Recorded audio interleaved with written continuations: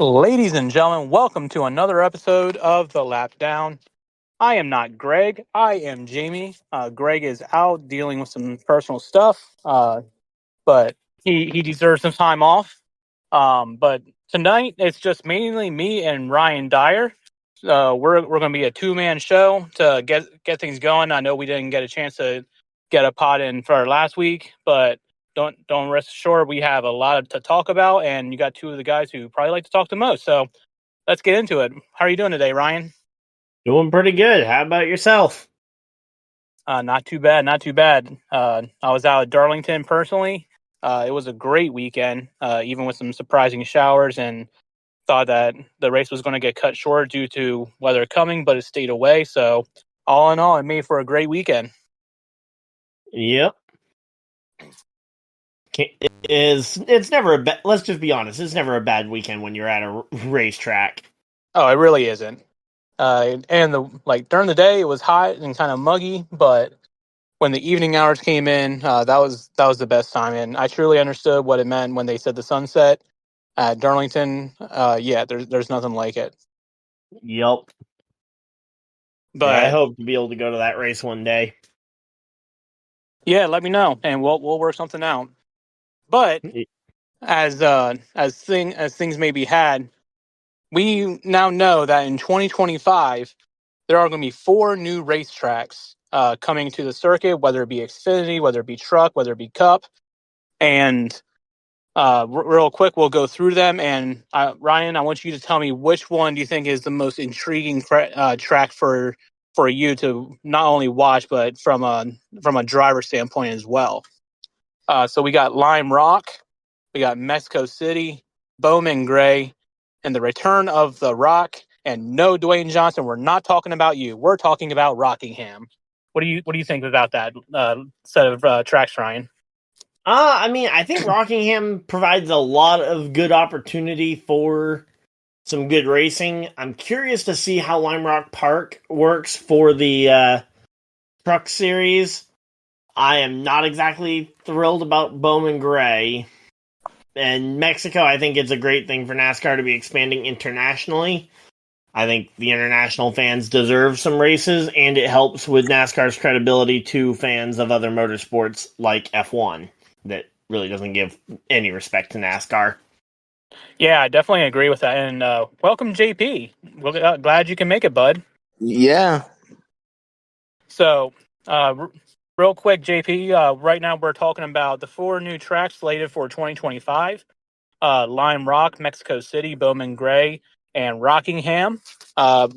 Which track are you most excited to see as a viewer? As a viewer, I'm excited to see NASCAR go south of the border. So Mexico City is the taker for you? Yep. I actually have a fun stat for the international race as well. Ooh. Because amidst NASCAR announcing that they have an international race, I actually saw a post from NASCAR Xfinity Series driver Ryan Vargas, who was racing in the NASCAR Euro Series this weekend over in the Czech Republic. And can you guys guess just how many fans they had in over there for that race? 1.2 million. Whoa. In-person attendance, JP. Let's say 10,000. It was over 40,000. Over 40,000. Wow. Yeah, they had over 40,000 according to again NASCAR Xfinity Series driver Ryan Vargas, who I got the info off of on Twitter. Let's go. Wow. That's awesome. Again, that's on par with a sold-out crowd at Darlington, which to be able to do that for a NASCAR Euro race in the Czech Republic, I think that just goes to show that NASCAR can exist internationally, and I think it would be a great thing for it to have an international series. Oh, I definitely agree. And then you would think like the fans of series like IndyCar and Formula One, it gives them that alternate option to see some good on track racing that's not F1 or IndyCar. Especially when F1 isn't an every weekend sport. I mean, for sure. F1 hasn't raced for what, like 3? No, they raced last weekend. I was gonna say it feels like they haven't raced in a while because they do like 2 weekends off a weekend, 2 weekends off. Yep, and IndyCar is the same way. Well, IndyCar will take entire months off occasionally, or do one race a month, but Yeah. then do 47 races in the month of July. Yep. But yeah, I definitely think that Mexico City is probably the most intriguing from a driver standpoint, but from a nostalgia purpose, I would say Rockingham is going to be one of the bigger viewership of the 4 new tracks. Yeah. Just because everyone loves to see old tracks make their return. And I know I'm personally a big fan of Rockingham, and I hope that the races do well. That way, we can see the Cup cars on that track. Yeah, and honestly, from an on-track perspective, I would say probably either Rockingham or Lime Rock Park will put on the best race. The weird thing is those Truck Series road course races, especially like back in the day when they only raced Canadian Tire, those are some of the most interesting races of the entire year. Oh yeah, So potentially and a standalone road course for the Truck Series. what's the over/under that we'll see a rear axle completely come off the truck again? I would say that's probably pretty unlikely that we'll see that again, especially not next year. Yeah. Hopefully, the teams are more prepared than that. Oh yeah, but let's get into Darlington, shall we, guys? Yep. Xfinity. Christopher Bell gets the job done. He wasn't the most dominant car, but he ultimately comes away with the win and some valuable experience at that racetrack, and it definitely helped him along in the Cup race. But there seems to be a stigma around Sheldon Creed of him being a crybaby, and it's always the world out to get him. It's always NASCAR always seems to pull the cautions when he's leading, and he ends up not getting the job done. And I don't know, it's already bad when you're getting a stigma like this in the Xfinity series before you've even gotten to Cup. What's your thought on that, Ryan? I mean, for me, I think a lot of it comes down to the fact that he's been so close so many times. I mean, I think a lot of us had a very similar feeling around Chase Elliott when he was having all those runner-up finishes at tracks like Dover, at his near top 5 run at Martinsville back in 2017 when he got wrecked by Denny Hamlin. I mean, just so many second-place finishes. He finished second at Phoenix, I believe, later that year. Just again, it's one of those things that when you have that many second place finishes, yeah, frustration will start to boil over at some point, and I think that's only human for drivers to complain. And once they break through for that first win, I think they will tend to mellow out. What's your thoughts, JP? Yeah, I tend to agree with Ryan because Ryan brings up some good points. But I mean, Sheldon Creed, if he wants to make it big in Cup, he's gotta learn to be a good sport. I disagree. I think there's plenty of drivers in the Cup Series who are pretty terrible sports about losing, especially if we look at the last couple of weeks. I mean, Oh yeah. Do we need to bring up Austin Dillon again? No, let's not do that. No, But You want to talk about good sportsmanship and making it to Cup? But my only rebuttal is, it is the spotter and a crew chief to keep your driver in check. yeah. At least while he's on track, and I feel like that's where they're letting Sheldon Creed down a bit. They're feeding into the mindset, and yes, they may say, "Oh, let's buckle up, let's get it, let's show them why you're the best driver," blah blah blah. But you don't really see them help him out of that mindset when it comes to off track. And like to your point, Ryan, yes, everyone's human, but I feel like when it comes to his particular scenario, that support system isn't always there when he actually needs it to be there. Yeah, I mean, especially his last year at RCR. I mean, they were basically kicking him out the door 3 months before the end of his actual contract with the team. And I think there's some of those races that he could have converted from potentially top fives to wins if he had the team actually behind him. Yeah, that's my case in point. I was definitely thinking about to that time there. Yeah. But I hope he gets it together because I've already seen signs of Creed crybaby signs, and I don't want that to be a stigma for him. But it's gotten to a point where fans are starting to notice, and they're starting to feed into it. And I know Alex Bowman said bad nicknames are the best nicknames, but I don't think that's the nickname you want to have. Yeah, I mean, again, it's not a unique nickname, unlike getting called a hack like he got it. No, Martinsville. Yep. I mean, I've seen Crybaby Hamlin, Crybaby Truex. I've seen Crybaby Busch more than a couple of times. Yep, but a Creed crybaby kind of has a good flow to it, and I don't want that one to stick for him as being a young driver. Yep. But enough about that. Let's get into the Cup Series. Before we get into the full thing of it, what were your thoughts on the race, Ryan? And then we'll go to JP.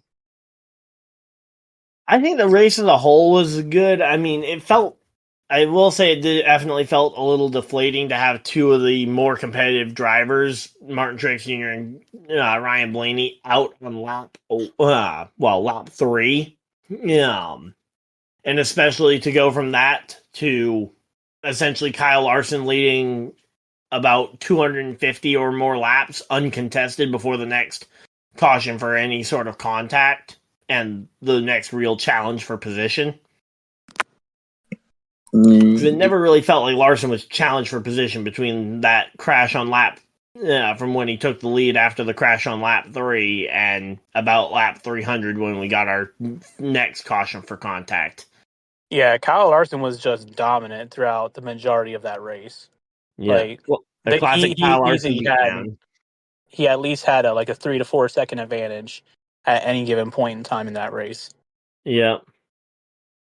And to an extent, it almost felt like he was kind of backing down to avoid tearing up the wall himself by overdriving it, which is another thing where it's like, it's one thing to see a driver putting as much of a beatdown as humanly possible on the field. It's another when they get a big enough lead and then just start basically coasting.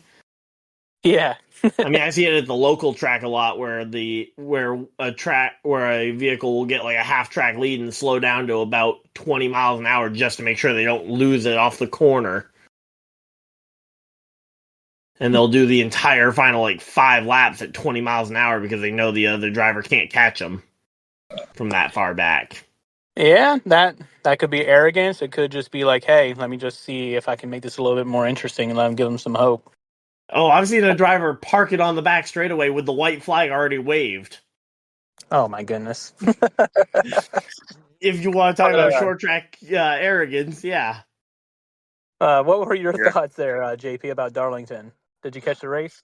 Yeah, I caught the race. I thought it was pretty. Go and find our phone. Not me. I've got my phone right here. I thought it was pretty irritating. Sorry about that. That was my mom looking for her phone. But no, I'm happy for Case Bushel because that could be Stuart Hall's final win if they don't win anything in the next 9 to 10 weeks. I think we're all expecting that's going to be their final win. Yeah.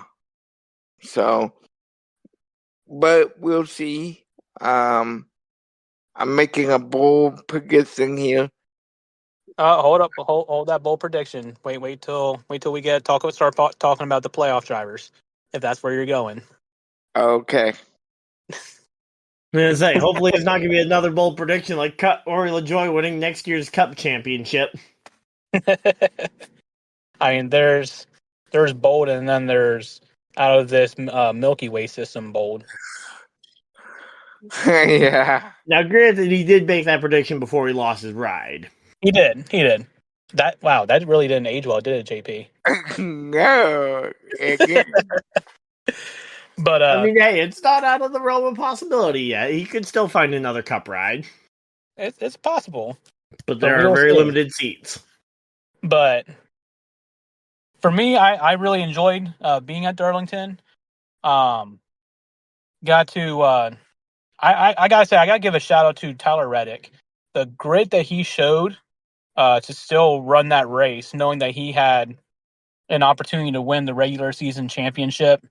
And even though he was sick, he was throwing up in his helmet, he was crapping on himself, just And having to a advance by miserable time. and to get it by 1 point for the regular season title. Yes, especially in a race where Kyle Larson was just dominating. Very easily, he could have just succumbed to his sickness and been like, "I got to get out of this car."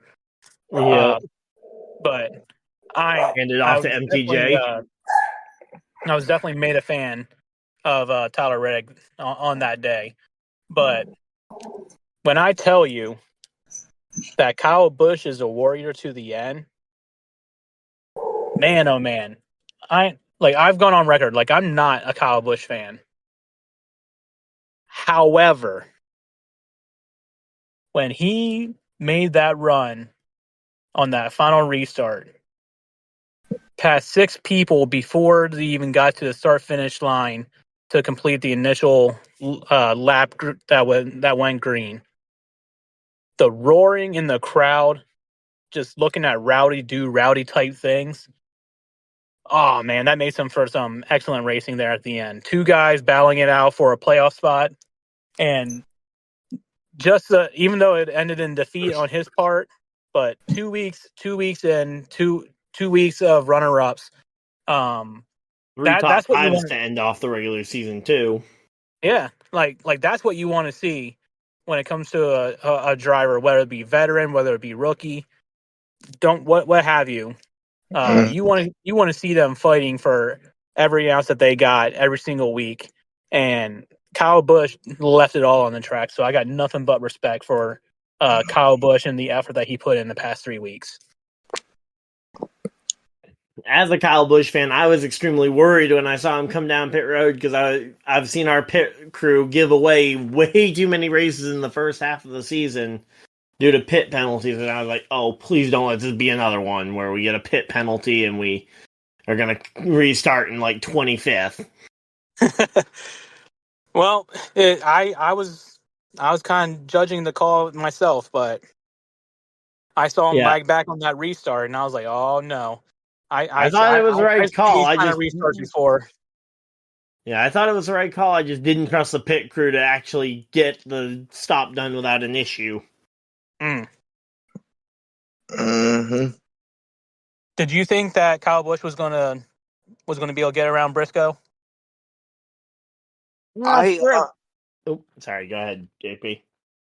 I honestly thought he was going to, but Briscoe was on the defensive. He looked like he was a man on a mission too, and yeah, 2 guys on a mission there to make a playoff, and only 1 guy was going to make it, and the 14 was better at holding off the 8. I mean, the 8 was coming, but Well, he also had dirty air to help him, which is a massive factor at a track like Darlington where there really isn't a lot of lane difference to go to try and avoid the dirty air. Oh, yeah. I'm glad you touched on that, Ryan, because if you didn't bring it up, I was going to bring it up, but go ahead. But yeah, Darlington is very deceiving because it looks so wide, but there's about 2.5 car widths that are really raceable. So if a driver is just running in the middle of those 2.5 lanes, they can make it extremely tough to avoid the dirty air when trying to close in on them, or specifically trying to close in for a pass which led to a lot of what we saw during those final 30 or so laps where we saw multiple crashes of drivers just trying to dive it in on the very bottom and just not being able to make it stick, or trying to stick it 3 wide up the middle, trying to find any pockets of clean air, and led to multiple crashes. In particular, I think the one I've seen the most replayed on Twitter was the Josh Berry crash, where he stuck it up the middle 3 wide and then ended up getting squeezed up into the fence by the cars on the inside line. Yeah, but also at the same time, like Chase Briscoe's move on Kyle Larson, just taking it down 3 wide, and if Kyle Larson didn't back out of it, all 3 of them would have been taken out. Yep. It really is a game of give and take. It really is. But I'll tell you what, that last stage was probably to me probably about halfway through that last stage. That's when everything got exciting. Yeah, about And lap 300 onward. Yep. And I was telling some of my buddies, for my first time being at Darlington, that's the kind of racing that I was expecting, and I'm glad I got that kind of racing, because I didn't want it to be LOL Kyle Larson wins by a large margin kind of racing, that's how it was shaping up to be. Yeah, and instead we got a replay of 2020, which usually isn't something people are asking for. Yeah. How uncanny is that, Ryan? That the 2 wins that he has been holding off Kyle Busch. Yeah, his win in the Xfinity Series at Darlington 2020, and then his win here this weekend. Both were holding off Kyle Busch, and for another unrelated statistic, both of them happened while he had a major life event going on with his family.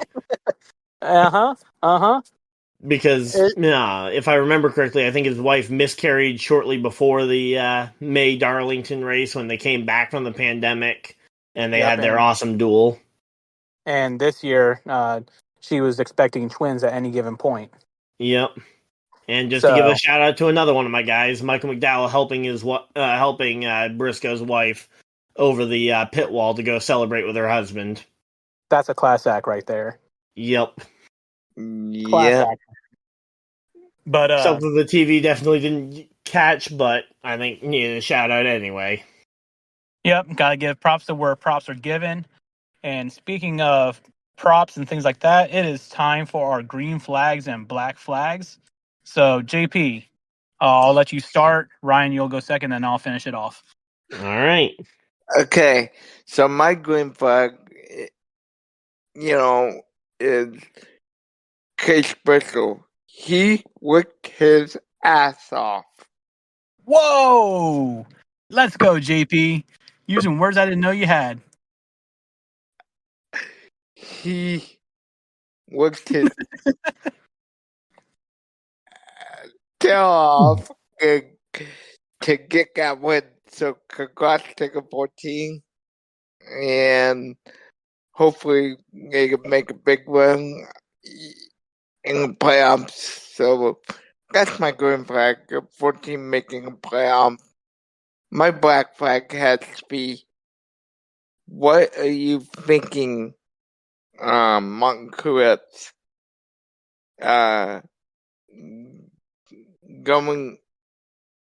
Going into the third lap, wrecking like that? That's way too aggressive, way too early.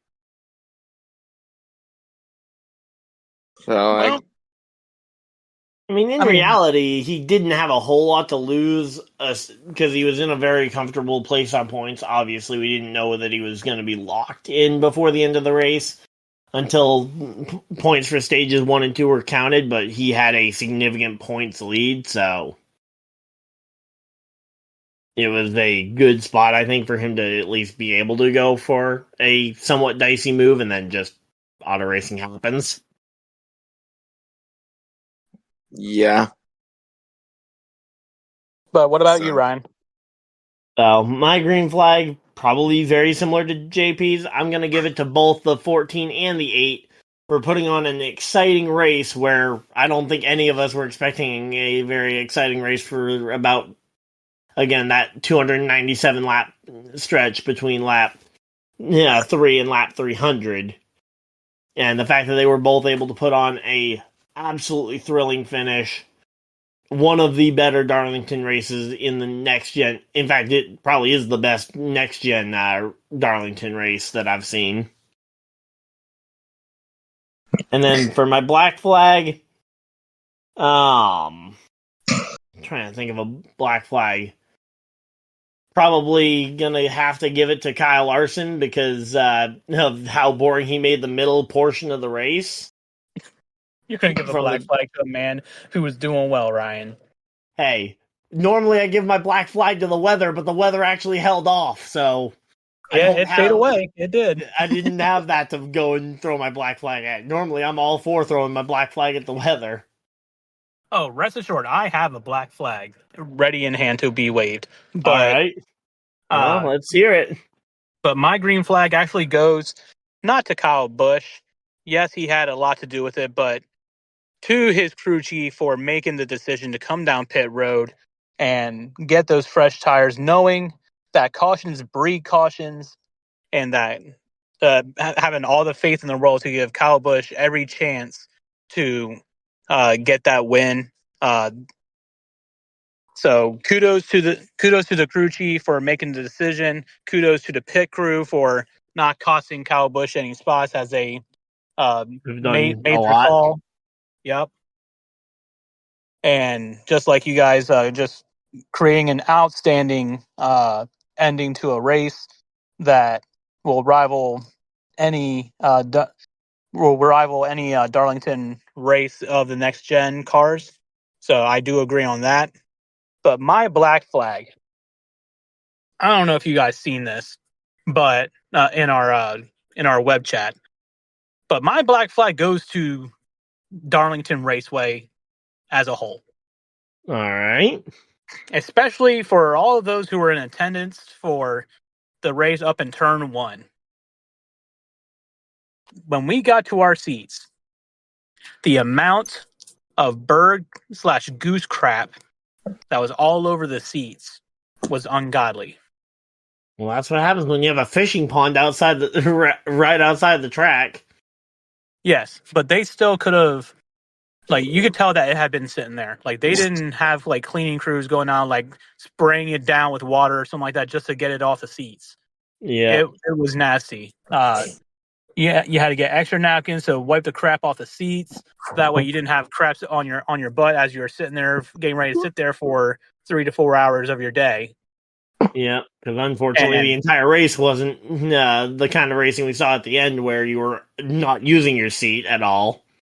Exactly. So it made for a boring race and a crappy situation, all puns intended, but it was definitely not a good look for Darlington Raceway. That is the only knock that I had on the weekend, is the cleanliness factor for the grandstands up in the turn 1, turn 2 area. If anyone's listening and they were sitting in that spot, I feel for you. I was there. It sucked. And bad on you, Darlington, for not just doing a sweep early on in the day to try to make sure that the people that paid good money to come watch your race weren't sitting in a bunch of bird crap. Wow. Sorry, I had that on my chest. I had to get it off my chest. But no, it's fine. Somebody's probably listening and they'll probably reach out to you. Maybe. Well, if they do and they want to make me feel better, they can give me a free ticket to next year's race. How about that? You will get here, folks. But with that being said, with Darlington now in the rear view mirror, we now have our top 16 fighting for a championship. So I will go down the list, and then once we go down the list, I want 2 drivers who you think would. Well, no, actually, we'll start with one. Who do you think will be the wild card car for the playoffs. Could be a dark horse, could be a favorite, whoever. But the playoff drivers are Kyle Larson, Christopher Bell, Tyler How Reddick. far does this theoretical wild card have to get through? Does it just time about a wild card to try and advance through this first round, or a wild card championship contender? However you want to do it. How Right. bold do you think you're going to take it, Ryan? Sponsored by Bulletproof Coffee. Well, let's just hope our picks are bulletproof.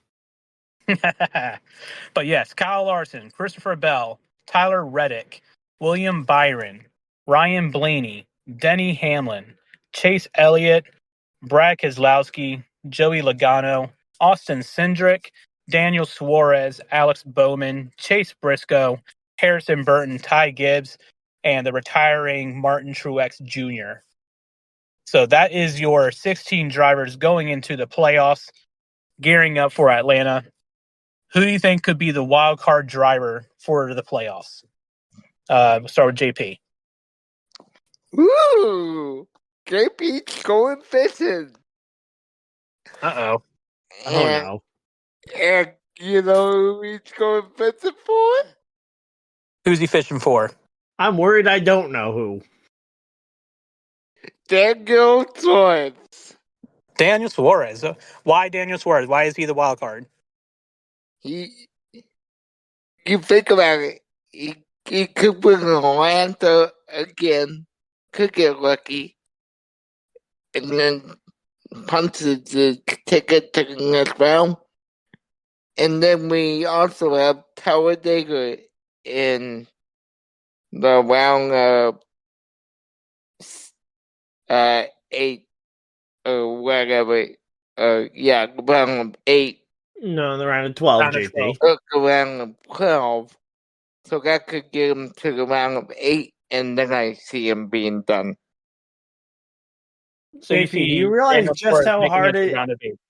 Do you realize how hard it is to win one plate race in a year, let alone winning 3 of them? Yeah. But in fact, you'd have to go back a long ways to find a driver who could win 3 plate races in a row, or even in just one season. yeah.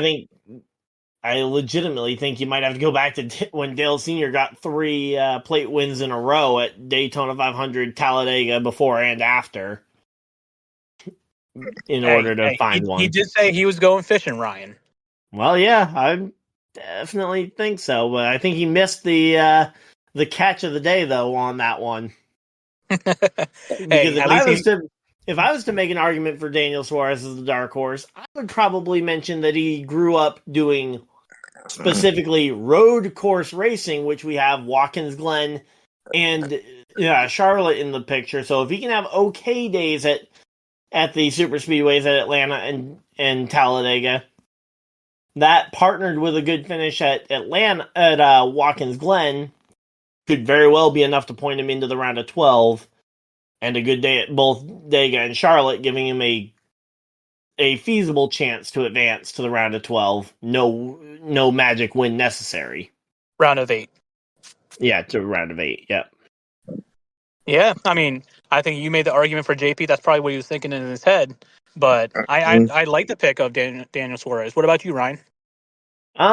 So I will go on the exact same limb as that, but go for a different driver. I think Austin Cindric and that Penske team, the fact that they've got 4 drivers in the playoffs, I think that bodes well for them in terms of working together at the super speedways like Atlanta, like Talladega. And similarly, he brings massive road course racing skills to the table that can benefit at Watkins Glen and the Charlotte Roval. Now, it'll come down to luck at Talladega because, again, the lack of playoff points that both he and Suarez have.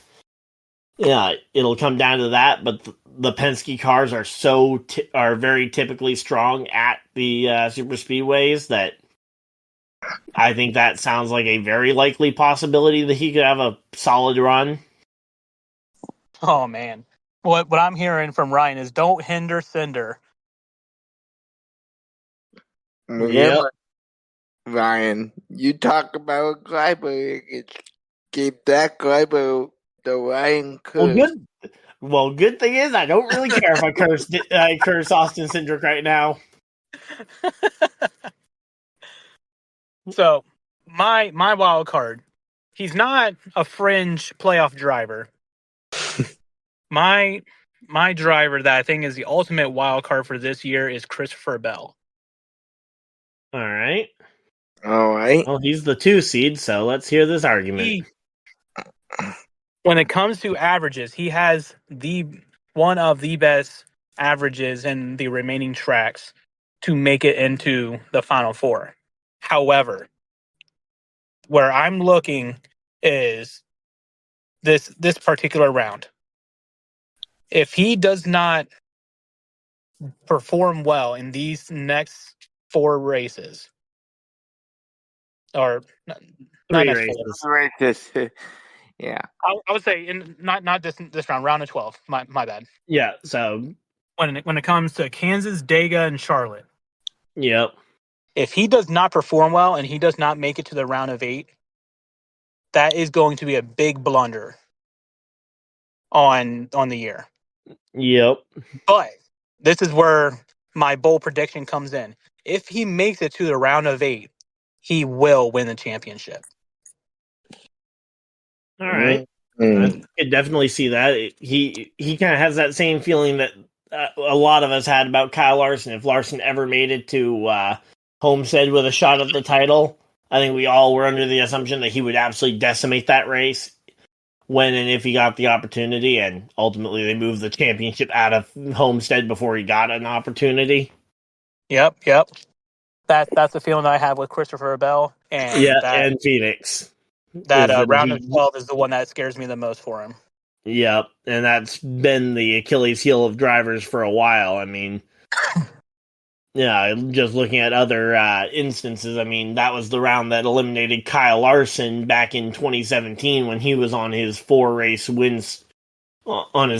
season there for Chip Ganassi and was looking like a real playoff contender. For sure. And then, now that we got our wild card driver, who do you predict the Final Four heading into Phoenix is going to be? I mean, I already put my bold take on it, so I'm saying that he does make it to the round of 4. So my 4 is going to be Ryan Blaney, Christopher Bell, Kyle Larson, and Denny Hamlin. Those are my 4.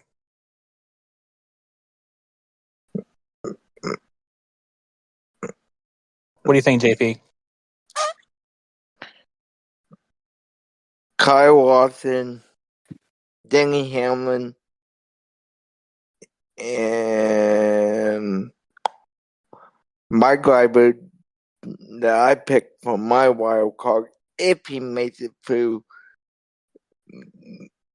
the round, Daniel Suarez and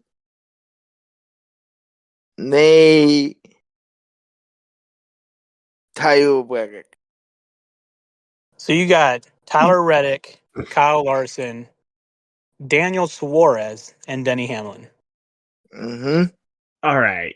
And who's winning the championship out of those 4? Denny Hamlin. Oh, Denny finally gets a championship, huh? Yep. Okay. That championship pick is not bad, Ryan. Yeah. The title pick isn't bad. I was just curious, because I heard him give the argument for making it through the first 2 rounds. I didn't hear an argument for Suarez making it to the championship 4, and I didn't have one ready for that one. JP, actually, back it up. Didn't you say about 3 minutes ago that you saw Suarez getting eliminated in the round of 8 after he goes and wins at Atlanta and Talladega to advance to the round of 8? And then you said something along the lines of, that's as far as he'll go? Yes, but as I've been sitting here kind of strategizing, I believe George can get on the tail and kick some butt. All right. Yeah, check himself now. Just figured I'd double check with you because that definitely seemed like a contradiction there. Yep, it was, but I'm doing the podcast from my living room, and as I'm sitting in the living room, this is going to be the championship chair. The championship chair. Okay. I like that. Who's All your Final right. Four, Ryan, and who's going to be the ultimate victor of the NASCAR Cup Series championship? All right. Well, you wanted bold predictions. How about I go with one right now? Kyle Larson Uh-oh, let's doesn't make go. the championship four. Larson does not make the championship four. My prediction, Larson ends up in a similar situation to that 2017 season where he gets collected in a misfortune at Talladega, which puts him behind the 8 ball for points in that middle round.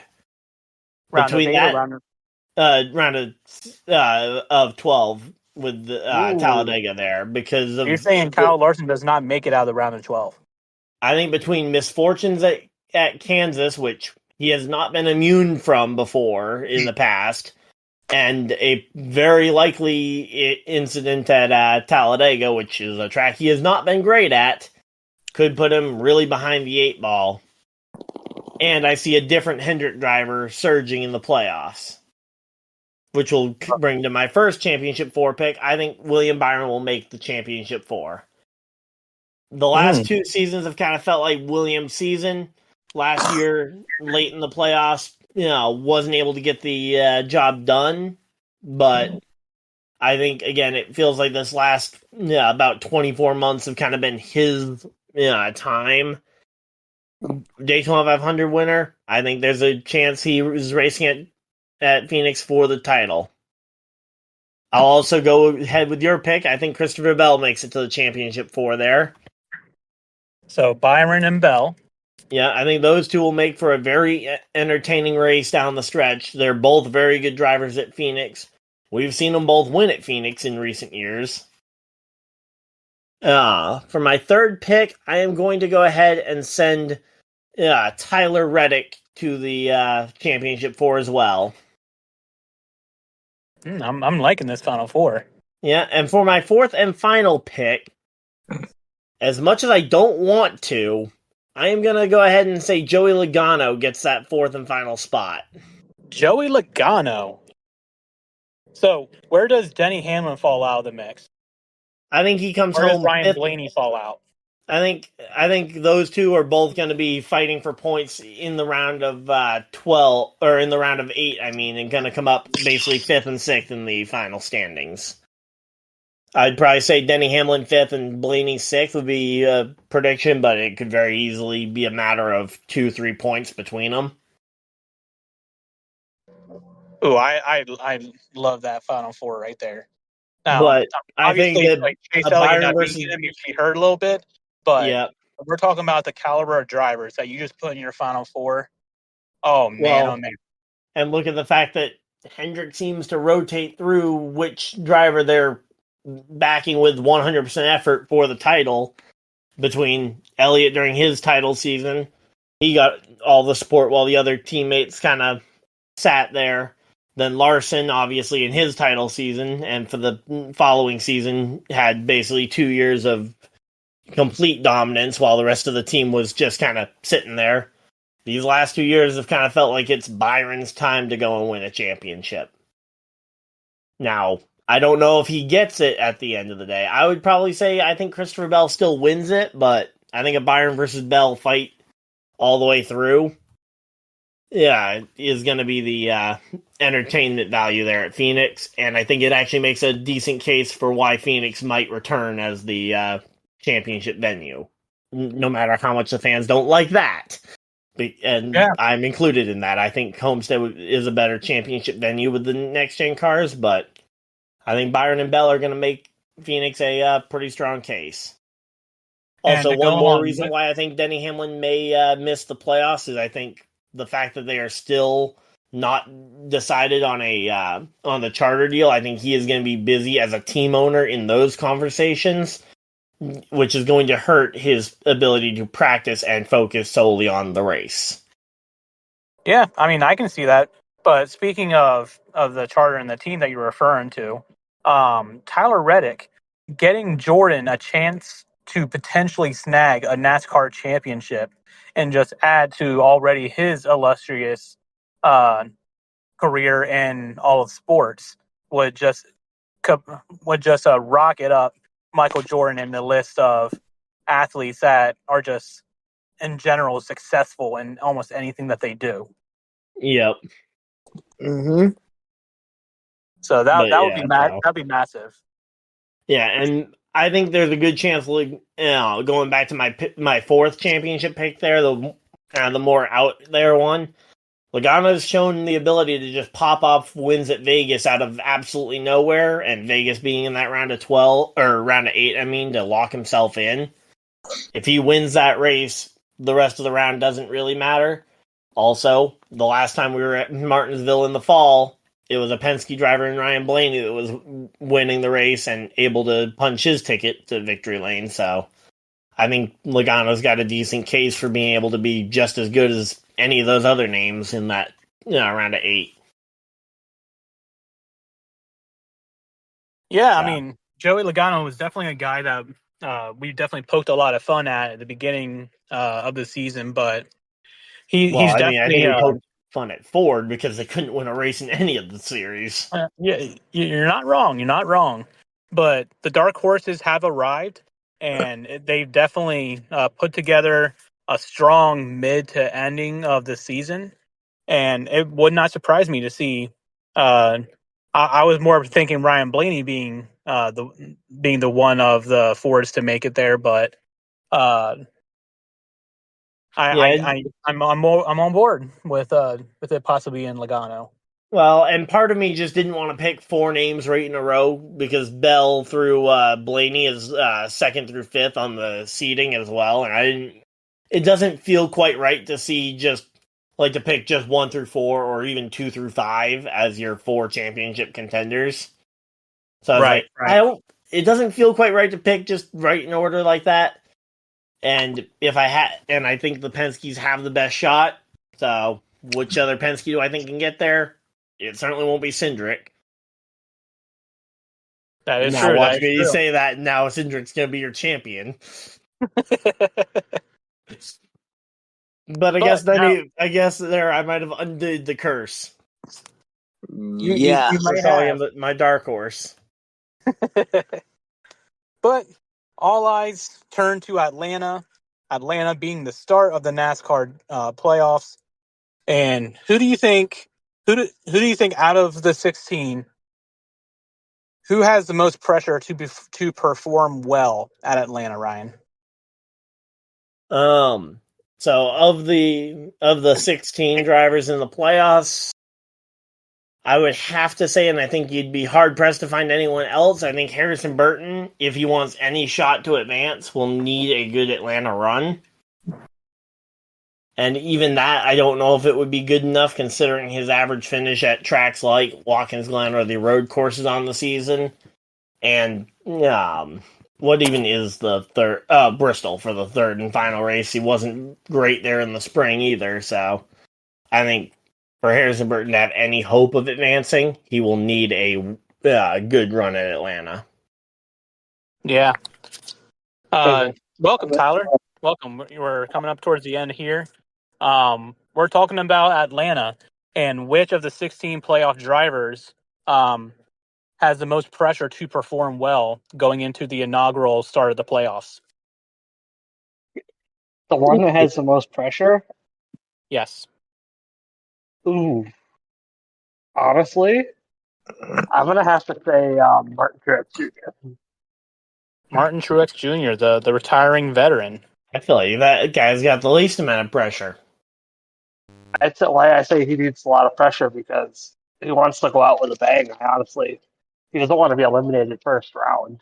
He wants to go out and win the championship in his final year. Yeah, I So he think he has the wants to do that, but I think at the end of the day, he'll be sitting on. Yeah, he'll be sitting at the beach waiting for the NASCAR Cup Series in Daytona when it comes back around in February with his sandals on. I also think Chase Briscoe has a lot of pressure too. Yeah, I can see that. The reason I say Chase Briscoe is says, well, one, the 14's not going to be around next year. Haas is down to one car next year, and maybe Have they and announced the number for that? Have 41. they announced the 41. number? It is going to be the Yep. 41? Okay. Yep. So with Chase Briscoe being in the playoffs, it also shows Gibbs the fact that he's a playoff caliber driver, and it actually gives him pressure for the top tier team he's going to next season to perform in playoffs. Yeah. And Harrison Burton. Right. I also want to say one more Harrison Burton too, if you guys have mentioned him. Yep. Well, I was going to say, JP, who's your pick? Unfortunately, I think, yeah, Alex Bowman has the most pressure. You All took my right. pick. You took my pick. I respect that. I'm curious to hear the reasoning here. So the reason is, I believe he will get the chopping block if he does not make around 8. He's Or already got a contract through 2026. after He that, already right? shut those. After He that. already shut down the rumors. Oh, Yeah. yeah. Well, I can help JP out on this because that was going to be my pick. The reason why I say Alex Bowman has the most pressure, one, he carries the Hendrick name. But two, dating back to the last 4 races, so the last month of races for Alex Bowman, he has not performed well. So Yeah. he doesn't have as good of a cushion as an Elliott or a Byron or a Larson. Yep. When you're looking back between all 4 races, if you average his average finish, he's averaging a 22nd place finish if you added the past 4 together. Talking 27th, 24th, 19th, 18th. Yep. Just not normal for the 48 team. Right. And when you're having a month of just average to not so good races, that wears on a driver, especially heading into the playoffs. And a team caliber of Hendrick and a driver of Alex Bowman, they need a solid finish in Atlanta to reset that mindset and have a good playoff run. If they have another average to below average finish, I'll say he doesn't make it into the round of 12. Yeah. I mean, I definitely could see him missing out on the round of 12. I think Atlanta is his best shot for him to win and get into the next round. Oh yeah, for sure. It's his best shot, which is just adds to the pressure, like of the upcoming tracks. Like, when's the next opportunity that you think Alex Bowman would actually be able to either win or have a top 5 and have a chance to win? And that's the hard part because a lot of his wins have kind of come out of completely nowhere with very few laps led in his wins. Honestly, the funny part is all his good tracks are in the round of yeah, I mean, Vegas, Martinsville, Homestead would be a great 3 tracks for him, but unfortunately, the path to get there is very rough. And if he doesn't get it done in Atlanta and he has a very poor finish, he's not gonna do well at Watkins Glen. He has an average finish of 25th at Watkins Glen. Yeah. Bristol, he could have an above average day, probably top 15, top 10. But Question He was is, up would that front. be He good was up enough? front in the spring. He was up front in the spring for a majority of the day. So for spring to fall, there's a major difference between spring and fall. Yep. But the next track that he actually has a shot at winning would be Talladega. Mm-hmm. You no, don't think he could win Kansas? He's good. He's good at Kansas. He's good at the mile. I mean, I tend to remember a second place finish there at Kansas, setting him up back in 2018 to collect one of the rare achievements in the sport. But that was pre next gen car. 20, Yeah, it was definitely no, pre next gen car, but 2021 was actually the one, actually, Ryan. But yes, I know what you mean. I don't Or was know it? if you and I are thinking of the same stat there, Tyler, but Nope, we're not. I know what you're talking about. My bad. yeah. But yeah, he's good at Kansas. He's good at Las Vegas. Very good at Las Vegas. Yeah. Yeah, but that's The round of problem, 8. That's not anywhere soon. Yeah. but I don't honestly. The only way I see Bowman making it is either winning or helping for bad luck from Gibbs, Now I will Briscoe. say in the first I round, I think can he actually make an argument for Bowman advancing. Okay, I see him making around 8. Okay, now looking at it, now I see him making around 8, but I don't see Anderson Chase Briscoe making it. I'm Well, sorry. I can see him making it to the round of 12. The problem is going to be trying to find a way for him to advance out of the round of 12. Because, I mean, yeah, that group of, the round of 12 is going to be a tough one. Yeah, I'm yeah, looking for at sure. But like I said, based off of average finish of the past month, it's absolutely crucial that he has a good day. And if he continues to have bad finishes, it just increases the chance of him getting aggressive and making a poor decision and ultimately becoming a Bubba Wallace of just you have to watch getting out. caught in the back and getting stuck in someone else's mess. The Yep. two drivers I definitely think he has to watch out for is Daniel Suarez at Atlanta because he the one Suarez is a rating winner at Atlanta. 2, yeah, he's. I don't think Cindric or Briscoe is gonna. I don't know. We'll see. But anyway, let's continue. So let's let that. Yeah, I think Briscoe has some good momentum going into the round of 16. So I think, Despite being shut down, I'm surprised how quick he actually is. yeah, for sure. But Right. that'll go Let's talk about into final top. our picks, Ryan. So do you have a spinning wheel made up? Yep, give me like 2 seconds to go ahead and fill it in with the names now that we've actually know who all's going to be here. Are you guys going to be doing the playoff grid challenge or no? I've got a video coming out talking about the playoff grid tomorrow on my channel. So, Well, if you want, you can elaborate a little bit on it, Ryan. It's a NASCAR challenge on NASCAR app where you have to make a perfect grid challenge, just like the NCAA perfect bracket yeah, where you challenge. basically say which drivers are going to get eliminated in which round, which we've already kind of talked about a lot. So how about this? We can pass it along to Greg. But of the ones who are mainly on the podcast, how about we make our grid and we take a screenshot and post it in the chat, and we'll talk about it next week when we have Greg on and just kind of go over everyone's picks for the playoffs. All Yeah. right. I'm doing mine. So, I've got our 4 names on the spinner, and we are going to go ahead and spin this one. Who's up first, Ryan? It is going to be Jayme with the first overall pick. Let's go. Of course, I get the first pick on a track where anything can happen at any given point with the new structuring.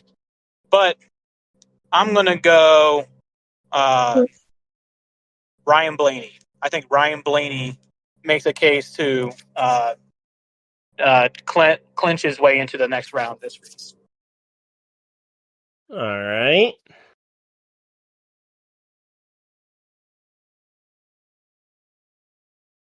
And we're going to go ahead and spin this again. Who's going to be the second pick? It's going to be me. I've got the second pick. Let's go. You did say top 2 picks. Yeah, well, originally that was when I thought it was just going to be you and me. But, all right. So who did you say you picked? I took Ryan Blaney. All right, you took Ryan Blaney. Trying to think. Let's see. You know what? I'll take a Brad Keselowski. I think he avenges his loss here to Joey Logano in the spring a couple years ago. Ooh.